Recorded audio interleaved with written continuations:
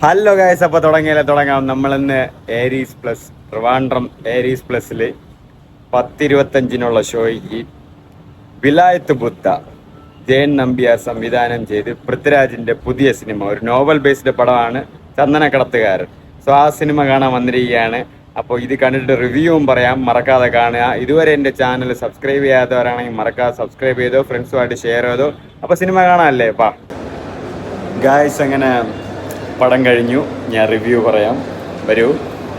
Hello guys, അപ്പോൾ തുടങ്ങാം. ജയൻ നമ്പ്യാർ ആദ്യമായി സംവിധാനം ചെയ്ത ഇന്ത്യൻ മലയാള ഭാഷ നാടക ത്രില്ലർ ചിത്രമാണ് വിലായത്ത് ബുദ്ധ.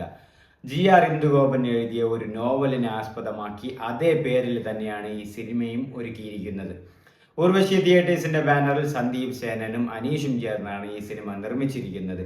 ഈ സിനിമയിൽ പ്രധാന വേഷത്തിലെത്തുന്നത് പൃഥ്വിരാജ് സുകുമാരൻ, പ്രിയംവദ കൃഷ്ണൻ, ഷമ്മി തിലകൻ, അനു മോഹൻ, TJ, പ്രമോദ് വെളിയനാട് എന്നിവരൊക്കെയാണ്. സിനിമയിൽ മ്യൂസിക് കമ്പോസ് ചെയ്തിരിക്കുന്നത് ജെയ്ക്സ് ബിജോയാണ്. സിനിമ ഒരു നോവലിനെ ആസ്പദമാക്കിയാണെന്ന് നമ്മൾ മുന്നേ അറിഞ്ഞതാണ്. GR ഇന്ദുഗോപൻ എഴുതിയ വിലായത്ത് ബുദ്ധ, അതേ പേര് തന്നെയാണ്, നോവലിന്റെ അതേ പേരും തന്നെയാണ് സിനിമയ്ക്കും ഇട്ടിരിക്കുന്നത്. യാതൊരു പ്രശ്നവുമില്ലെന്ന് തോന്നുന്നു.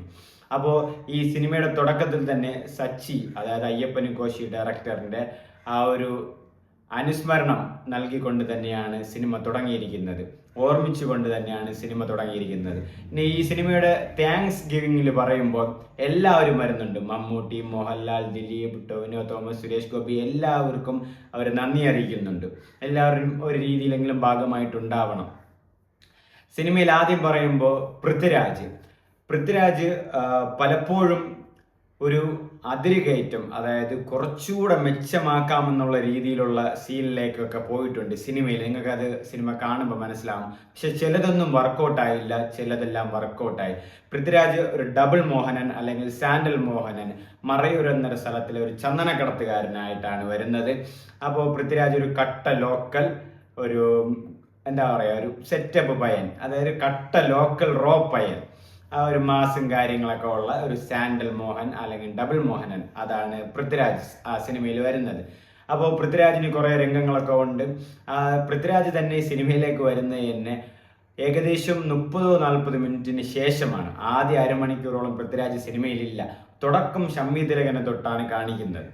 അങ്ങനെ സംസാരം തുടക്കം എനിക്ക് നന്നായിട്ട് ഒന്ന് ലാഗ് അടിച്ചു. ആ ഒരു 30 മിനിറ്റ് എന്തൊക്കെയോ ആയിട്ട്, ചിലപ്പോൾ നോവൽ ബേസ്ഡ് ആയതുകൊണ്ട് അതുപോലെ തന്നെ എടുത്തു വച്ചിരിക്കുകയാണെന്ന് എനിക്കറിയില്ല. ഞാൻ നോവൽ വായിച്ചിട്ടില്ല. അപ്പോൾ ആ ഒരു ആദ്യ 30 മിനിറ്റോളം എനിക്ക് ചെറിയൊരു ലാഗൊക്കെ ഉണ്ടായിരുന്നു. പിന്നെ പൃഥ്വിരാജ് വന്നു, അപ്പോഴാണ് പടം വീണ്ടും ട്രാക്കിലേക്ക് കയറിയത്. പൃഥ്വിരാജിന് സിനിമ വീണ്ടും തുടക്കത്തിൽ ഇങ്ങനെ പോകുമ്പോൾ പൃഥ്വിരാജ് ഒരു ഇടയിൽ ഒരു പൃഥ്വിരാജിന് ഒരു സീനുണ്ട്. അത് കഴിഞ്ഞ്, അതായത് പൃഥ്വിരാജ് ഒരു ചന്ദനക്കടത്തുകാരൻ അറിയാമല്ലോ, അപ്പോൾ ഡീലിംഗ് ചെയ്ത് പൈസ കൊടുത്ത് ചന്ദനം എടുക്കാൻ വരുന്ന ഒരു സമയത്ത് അയാൾ ചന്ദനം കൊടുക്കില്ല എന്ന് പറയുന്നു. അപ്പോൾ തൊട്ടുള്ള ഒരു സീനുണ്ട്. പൃഥ്വിരാജ് ഒരു റെട്രോ പാട്ടിട്ട് വണ്ടിയിൽ, അതായത് ആ ജീപ്പിൽ നിന്ന് ഇറങ്ങി വരും. അതെനിക്ക് തോന്നുന്നു അതും ഇളയരാജയുടെ പാട്ടാണെന്നാണ് തോന്നുന്നത്. ഒരു തമിഴ് റെട്രോ സോങ്, പഴയ സോങ് ആണ്. അതിനിപ്പം കോപ്പിറൈറ്റും കാര്യങ്ങളൊക്കെ വരുമെന്നൊന്നും അറിയില്ല. അങ്ങനെ വരുന്ന ഒരു കിടുക്കാജ് സീനാണ്. ജെയ്ക്സ് വിജയുടെ ആ ഒരു പുറകിലുള്ള ഒരു കത്തിക്കലും കൂടെ ആയപ്പോൾ തിയേറ്റർ ഗൂസ് ബംസ് ആയിരുന്നു. എനിക്ക് എപ്പോഴാണ് സിനിമയിൽ ആകെ ഒരു ഹൈ മൊമെന്റ് തുടക്കം കിട്ടുന്നത്. പിന്നെ ആ സീനും അത് കഴിഞ്ഞ് ഇന്റർവെൽ സീനുണ്ട്. അത് കഴിഞ്ഞ് ഒരു 10-15 മിനിറ്റോളം ആ ഒരു ഗൂസ് ബംസ് നിലനിർത്തുന്നുണ്ട്. അങ്ങനെ കുറേ സീൻസ് വരുന്നുണ്ട്. പൃഥ്വിരാജ് ഇതുപോലെ വീണ്ടും മോഷ്ടിക്കാൻ പോകുന്നു. അതിൽ സുരാജ് വെഞ്ഞാറമൂട് ഉണ്ട് സിനിമയിൽ, ഒരു മജിസ്ട്രേറ്റ് ആയിട്ടാണ് വരുന്നത്. പുള്ളി ഒരു 5 മിനിറ്റോളം ഒക്കെ വരുന്നുണ്ട്. പുള്ളി പൃഥ്വിരാജിന് ഒന്ന് ലൈഫിൽ ഒരു ത്രില്ല് വേണ്ട, നീ എൻ്റെ കോടതി വിളപ്പിലെ ചന്ദനമരം എങ്ങനെ കട്ടുകൊണ്ട് പോകുമെന്ന് എനിക്ക് കാണണം, അത് നീ ഒന്ന് ചെയ്ത് കാണിക്കുന്നു. അങ്ങനെ ആ ഒരു സീനുണ്ട്. കിടുക്കാജ് സീനാണ്. അവിടെ നിന്ന്, അതായത് പോലീസുള്ള കോടതിയിൽ നിന്ന് പൃഥ്വിരാജ് ആ ചന്ദനമരം കടത്തുന്നത് എങ്ങനെയാണെന്നൊക്കെ കാണിക്കുന്ന ആ ഒരു ഫൈറ്റും ചേസും അങ്ങനത്തെ ഒരു സീനൊക്കെ ഉണ്ട്. അത് നന്നായിട്ട് എക്സിക്യൂട്ട് ചെയ്തിട്ടുണ്ട്. അതും വർത്തായിട്ട് എനിക്ക് തോന്നി. പിന്നെ ഇന്റർവെല്ലില് വലിയ പഞ്ചിലൊന്നും തീർന്നില്ല. ആ ഒരു എന്താ പറയുക, ആ ക്ലാഷിന് തുടക്കമായിട്ടുള്ള ഒരു ചെറിയൊരു തീപ്പൊരി, അതെനിക്ക് ഒരു വലിയ ഇമ്പാക്റ്റ് ഉണ്ടാക്കിയോ എന്ന് ചോദിച്ചാൽ ഇല്ല. ആൻഡ് സെക്കൻഡ് ഹാഫിലേക്ക് വരുമ്പോൾ സിനിമയിലുടനീളം ആ ഒരു ഈഗോ ക്ലാഷിനാണ് പടം എന്ന് പറയുന്നെങ്കിലും ആ ഒരു ഈഗോ ക്ലാഷ് അവിടെ വർക്കായിട്ടേ ഇല്ല. എനിക്കത് ഒട്ടും കൺവിൻസും ആയിട്ടില്ല.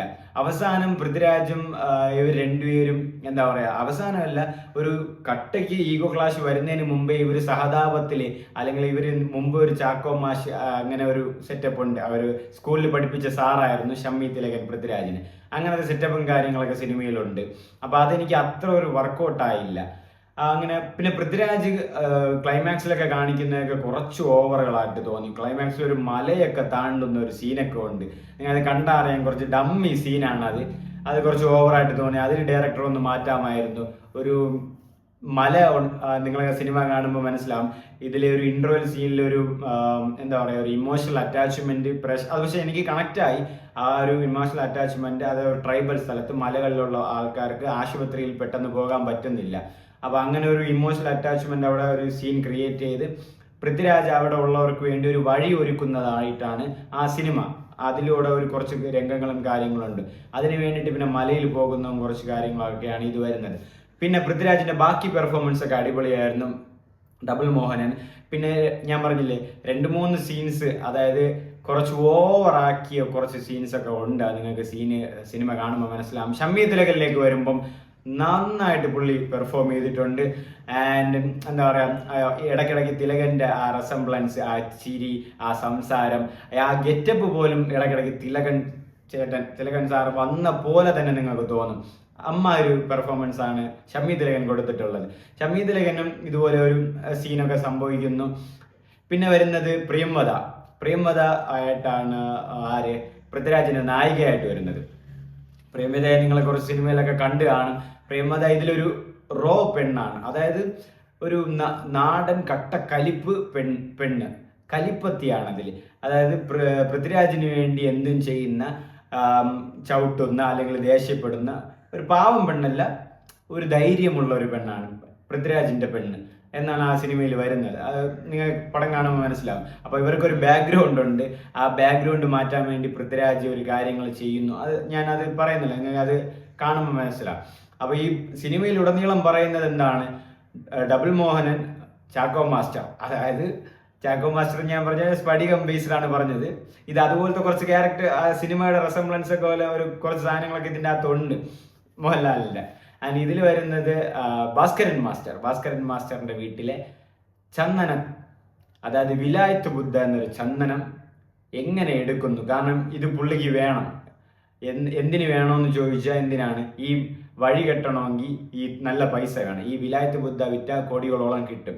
അപ്പൊ ഇതുമായിട്ടാണ് കുറച്ച് സീൻസ് വരുന്നത്. ഇത് എടുക്കുമെന്ന് പൃഥ്വിരാജും തരാൻ വിടില്ലെന്ന് ഷമ്മി തിലകനും, അങ്ങനെ കുറച്ച് ക്ലാഷ് ഉണ്ട്. പക്ഷെ അതെനിക്കൊരു വലിയൊരു ക്ലാഷ് ആയിട്ടൊന്നും തോന്നിയില്ല.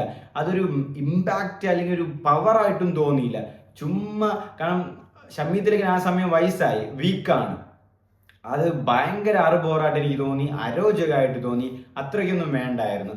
കുറച്ചുകൂടെ ഒരു ഇമ്പാക്ട്നെസ് ഒന്നും കൊണ്ടുവരാൻ കഴിയില്ല. അവസാനം ആ സിനിമയിലെ അവർ സഹതാപത്തിൽ സാറും അനിയനും കൂട്ടുകാരനും ഒക്കെ പോലെ കെട്ടിപ്പിടിച്ച് മുത്തി അങ്ങനെയൊക്കെ പോയി ആ ഒരു മാസിന്റെ ആ ഒരു ഈഗോ ക്ലാസിന്റെ ഒരു അപ്പീൽ കളഞ്ഞിട്ടുണ്ട്.